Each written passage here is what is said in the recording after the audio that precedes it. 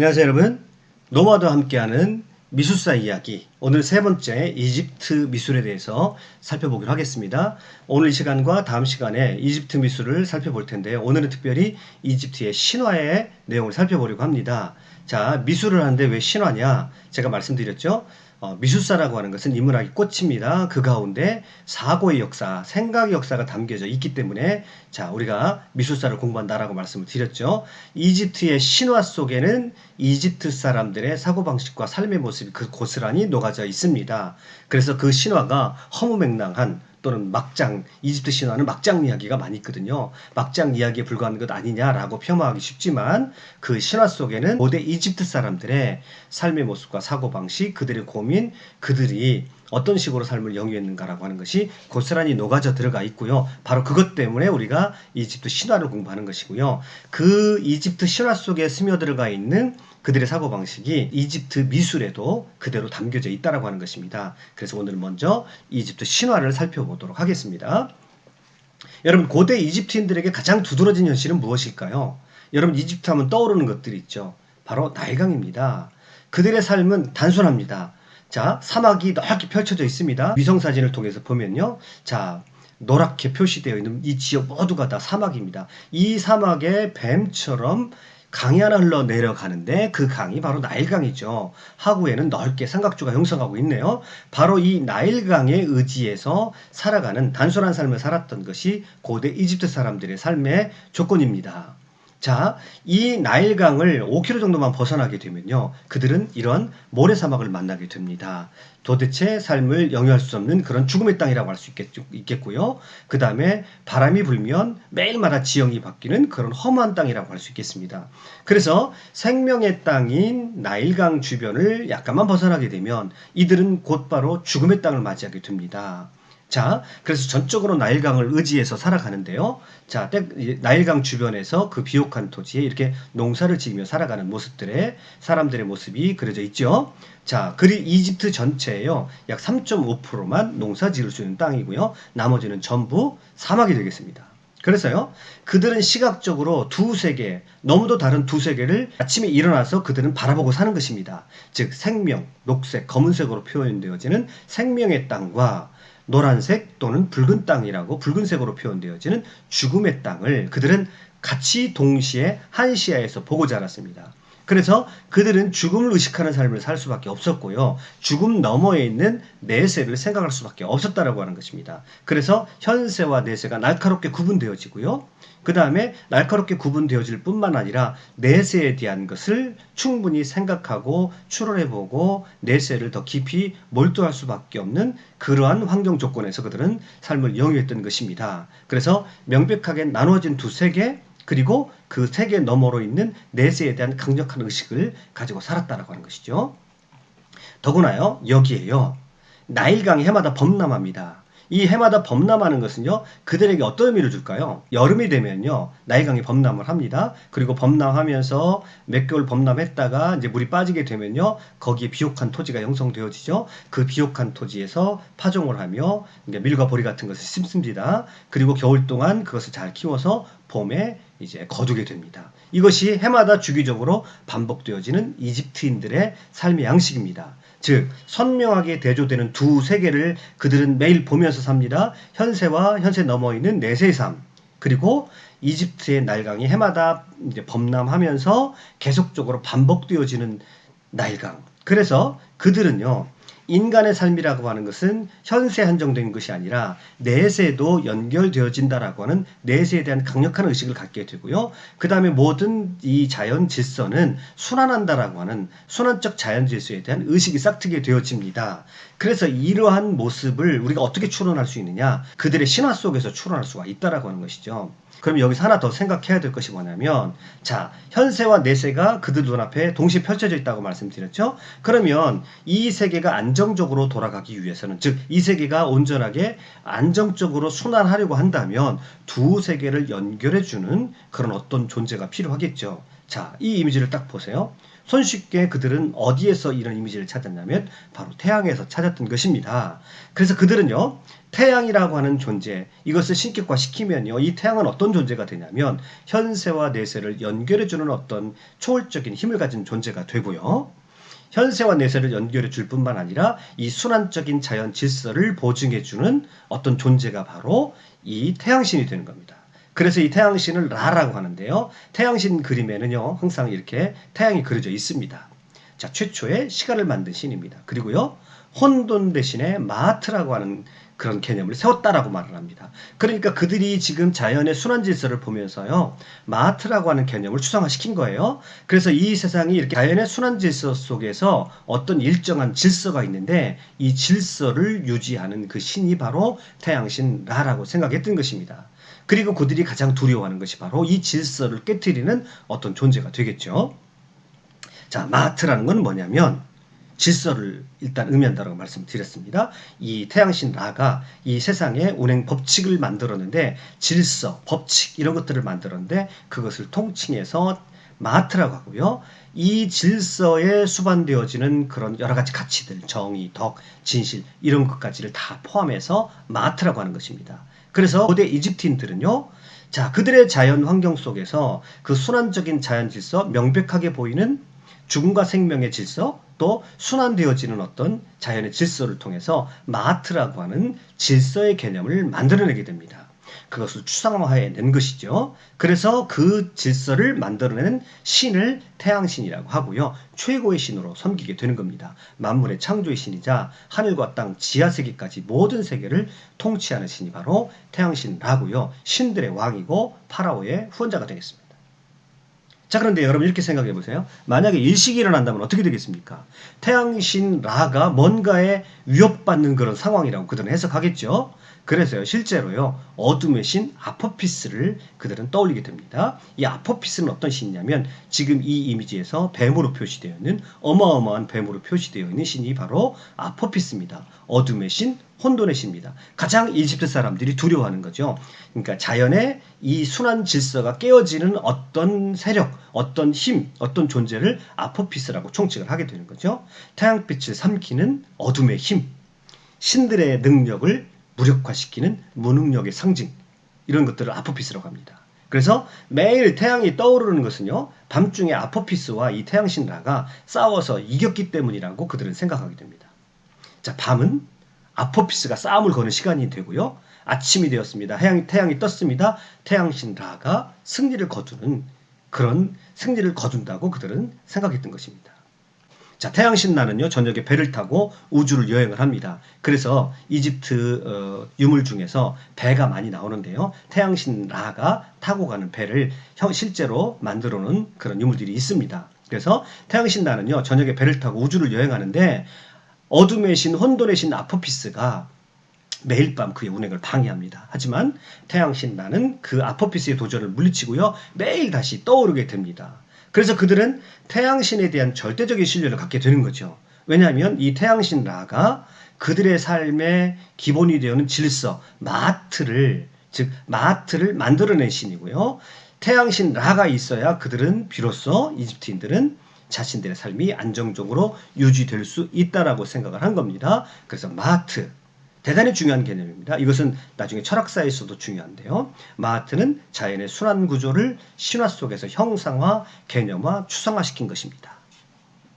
자, 그렇기 때문에 파라오라는 존재는 어떤 존재입니까? 지상의 왕이지만 태양신 라의 아들이기도 하고요. 태양신 라의 자체, 즉 현신이기도 합니다. 그래서 태양신이 부재한다, 파라오가 부재하는 상황을 고대 이집트 사람들은 견딜 수 없는 상황이 되는 거죠. 우리가 거대한 피라미드를 보게 됩니다만은 이 피라미드는요, 여러 가지로 해석할 수가 있습니다. 여러 측면에서 해석할 수 있지만 우리가 미술사라는 측면에서 이 파라오, 그 거대한 피라미드를 만들어야 하는 이 파라오는 이집트 사람들에게서 거의 절대적인 존재입니다. 왜냐하면 이 파라오, 태양신을 대신하는 이 파라오라고 하는 존재가 만약에 비어지게 되면 그들의 내세의 삶을 보장받을 수 없고 그들을 감싸고 있는 그 사막으로 대표되는 그 어둠, 혼돈의 세력을 그들은 감당할 수 없게 되고 두려워하게 되는 그런 상황이 되는 것이기 때문에 그들은요, 무정부 상태를 피하기 위해서요.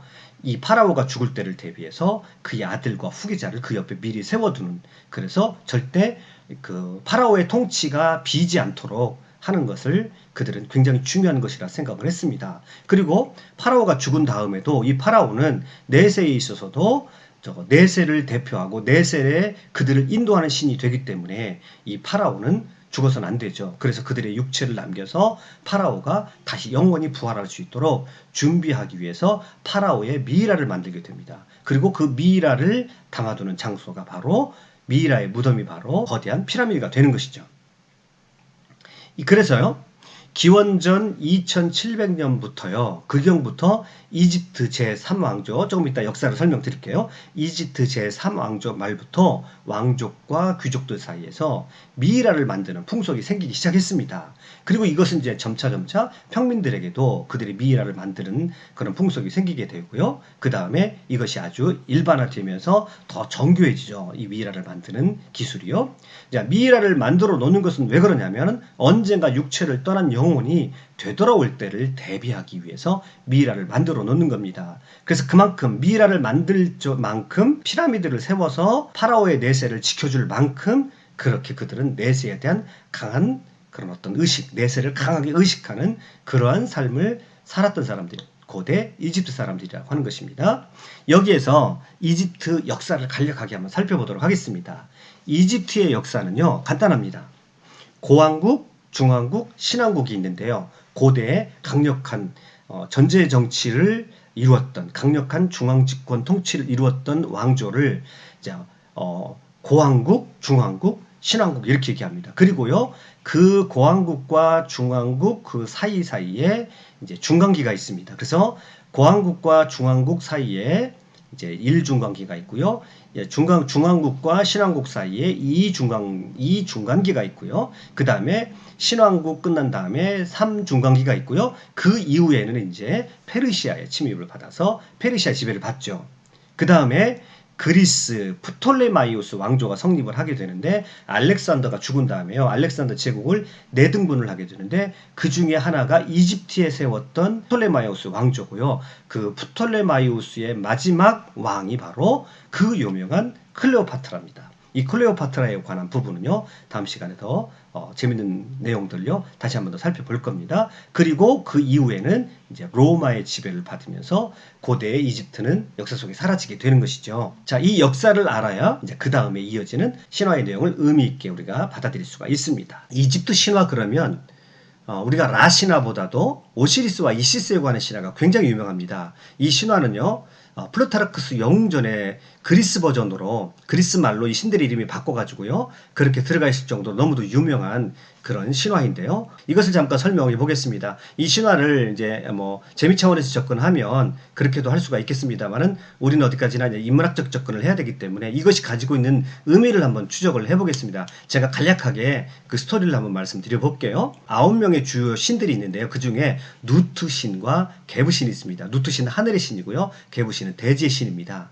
이 누트와 게브가 자식을 낳았는데요. 4명의 두 쌍둥이를 낳았습니다. 그래서 오시리스와 이시스, 그 다음에 세트와 네프티스를 낳았습니다. 그래서 대체적으로 오시리스와 이시스는 같은 남매요. 같이 결혼을 합니다. 그 다음에 세트와 네프티스도 같이 결혼을 합니다. 그러니까 남매끼리 결혼을 해요. 제가 이제 다음 시간에 클레오파트라 얘기를 조금 재밌게 말씀을 드릴 텐데, 클레오파트라가 자기 남동생과 결혼을 하거든요. 자, 이것은 이제 이집트 사람들에게 있어서는 일반적인 겁니다. 왜냐하면 이 신화 속에서 오시리스와 이시스가 바로 이제 남매가 아니고요. 세트와 네프티스도 남매가 아니에요. 그래서 남매끼리 결혼하는 게 별 그렇게 이상스러운 일이 아니었습니다. 그것은 아마 이제 그 왕의 혈통에 대한 절대적인 절대화시키고자 하는 그들의 의도가 숨겨져 있겠죠. 아무튼 우리의 입장에서 보면 막장 드라마 같은데요. 자, 오시리스는요, 고대 이집트 사람들이 가장 좋아하는 신입니다. 왜냐하면 문명의 신입니다. 세상의 혼돈 속에 있을 때 오시리스가 내려와가지고요, 농사 짓는 법과 신을 숭배하는 방법과 사람을 다스리는 방법을 가르쳐 주게 됩니다. 그러니까 결국은 이 오시리스라는 신은 어떤 신이냐면 세상에 내려와서 첫 번째 왕이 된 사람이다, 왕이 된 신이다, 이렇게 봐도 틀림이 없는데요. 세상의 문명과 평화와 또 사람들에게 풍요를 가져다 주는 신이 바로 오시리스 신이라고 할 수가 있겠습니다. 그래서 사람들은 오시리스를 왕으로 섬겨요. 그런데요, 이복 동생인 네프티스가 오시리스를 사랑을 합니다. 그래서 오시리스와 몰래 동침해서요, 아누비스를 낳습니다. 그래서 밤에 몰래 들어가가지고 이시스처럼 변장을 하고 들어가서 이 네프티스가 오시리스와 동침을 해서 아기를 낳는데 아누비스라는 신입니다. 이것도 아누비스도 굉장히 유명한 신인데요. 그러니까 그와 결혼했던 이 네프티스와 결혼했던 세투가 질투심에 견딜 수가 없습니다.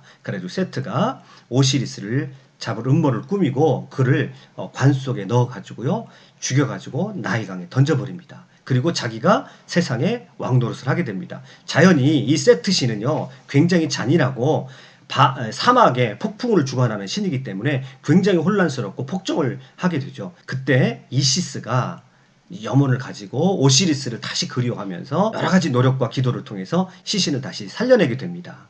그래서 여기도 이제 뭐 굉장히 여러 가지 복잡한 내용들이 있는데요, 간략하게 정리하면 이시스가 간절한 마음으로 오시리스를 살려내게 됩니다. 그래서 부활하게 되죠. 세트가 다시 오시리스를 죽여가지고요, 이번에는요, 몸을 조각조각 내가지고 이집트 전역에 뿌려버립니다. 역시 이번에도요, 이시스가 그 시체 조각을 다시 찾아내가지고 합쳐서 다시 부활을 시킵니다. 그러니까 두 번을 부활한 셈이 되는 거예요, 오시리스가. 세트가 그래서 더 치열하게 세트와 오시리스가 싸움을 하게 되고, 그래서 결국은 다른 신들과 함께 중재를 벌여서 결국은 어떻게 합의를 봤냐면, 지하는 오시리스가 담당을 하고 지상은 그의 아들 호루스, 이 호루스도 되게 유명한 신인데요, 이 호루스를 파라오라고 보기도 합니다. 지상은 그의 아들 호루스, 그러니까 이 오시리스와 이시스 사이에서 나왔던 호루스를 지상의 왕으로 삼게 되고요, 세트는 쫓겨나게 됩니다.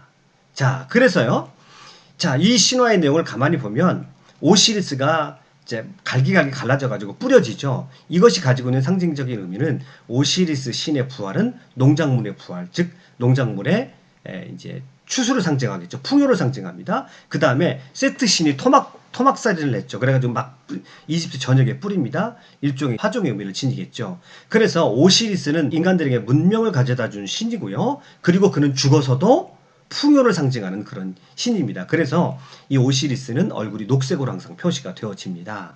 그런데요, 이 신화의 결론으로 보게 되면 이 오시리스는 결국 어디로 가게 되냐면 지하세계의 왕이 됩니다. 아까 말씀드렸죠? 오시리스는 지하세계의 왕이 되고 그의 아들 호루스가 지상세계를 책임진다라고 말씀을 드렸죠.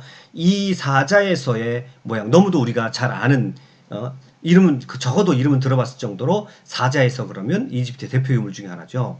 사자에서라는 건 어떤 책이냐면 사람이 죽으면 이제 지하 세계로 안내하는 그런 책입니다. 그래서 사자에서는 두 편이 존재하는데, 하나는 티벳의 사자에서, 하나는 이집트의 사자에서입니다. 이 부분도 제가 따로 말씀을 드릴 때가 있을 겁니다. 아무튼 죽은 자들을 내세까지 인도하는 그런 책인 사자에서입니다. 즉 내세까지 인도한다는 것은 부활한다는 의미를 가지고 있습니다. 즉 사람들이 부활하는 방법을 알려줬다 해도 틀림이 없는 그런 책인데요, 내세를 주관하는 담당 신이 오시리스가 되는 겁니다. 그러면 여러분, 자, 이 신화 속에서 가만히 보면 물론 이 오시리스가 이제 추수, 부활의 의미, 추수의 의미도 있고 파종의 의미도 있습니다. 자, 이것도 우리가 추론을 해보면 알 수 있는 내용인데요, 여기서 더 제가 관심을 가지고 주의 깊게 보는 것은 이 오시리스가 문명의 신입니다. 문명의 신인 오시리스가 사후의 신이 되었습니다.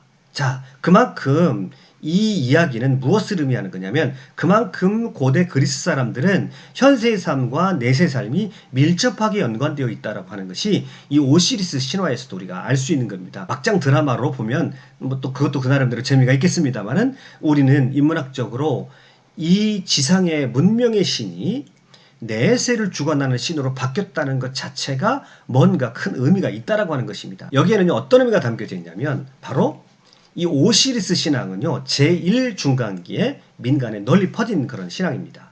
자, 세상이 혼란스러워지면요, 사람들은 더 죽음을 생각하게 됩니다. 세상이 혼란스러워졌는데 이 혼란스러운 세상에서 삶의 의미를 주기가 참 어렵거든요. 삶의 의미를 찾기가 어렵습니다. 그래서요, 사람들은 혼란스러운 세상에서 삶의 의미를 찾지 못하면 죽음과 내세에서라도 삶의 의미를 찾는다라고 하는 것입니다. 이게 뭐냐면, 무엇을 말하냐면요, 이 그림을 보시죠. 이 사자에서를 보시죠. 이 사자에서의 이제 그 한가운데 보면요, 심장 달기 의식이 있습니다. 심장 달기 의식이 있는데요. 자, 여기 아누비스입니다. 이제 세트피스와 오시리스 사이에서 낳은 아들이죠. 이제 그래서 죽으면 이 아누비스가 이제 사람들을 죽음의 세계로 인도합니다. 그래서 인도해서 여기에 심장 달기 의식이 있는데요. 이 심장 달기 의식이 있어야 이제 오시리스 신 앞에 이끌림을 받고요. 부활할 수 있는 기회를 얻게 되는 겁니다. 만약에 이 심장 달기 의식을 통과하지 못하면요. 여기 있는 아무트에게 먹히게 되어서 영영 부활할 수 있는 기회를 잃어버리게 되는 겁니다. 자, 그래서 이집트인들은 강력하게 원했던 것이 뭐냐면 그들이 사우스에게 풍요의 신이었던 이 오시리스의 심판을 받고 이 오시리스의 주관하에 그들은 다시 부활해서 영원한 삶을 살기를 갈망했다라고 하는 것입니다. 이 심장 달기 의식은 어떤 거냐면요. 죽은 자의 심장을 큰 저울에 올려가지고 정의와 지혜의 여신 마트의 깃털의 무게를 잽니다. 깃털과 즉 마트의 깃털과 심장을 같이 해서 심장이 마트의 깃털보다 무거울 경우 이승에서 많은 죄를 지었다고 해서 괴물 아무트가 먹어버리는 것입니다. 그렇게 되면 이제 그들은 영영 부활할 수 있는 기회를 상실해 버리는 거예요. 그들은 소멸해 버리는 겁니다. 그래서 이 모든 심사를 통과한 자가 비로소 부활의 자격이 이제 그들에게 주어지게 되는 것입니다. 자, 이와 같이요. 이 심장 달기 의식을 통해서 그들은 현세에서 착하게 살아야 되는 이유, 윤리적으로 도덕적으로 살아야 되는 이유.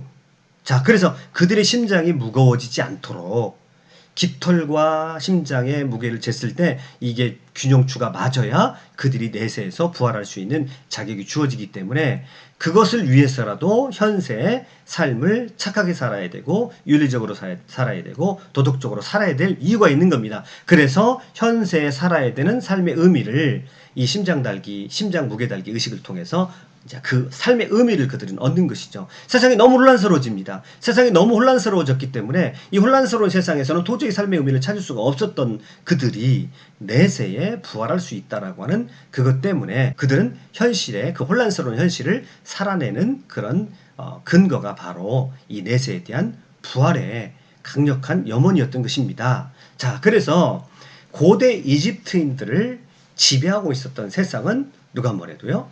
내세죠.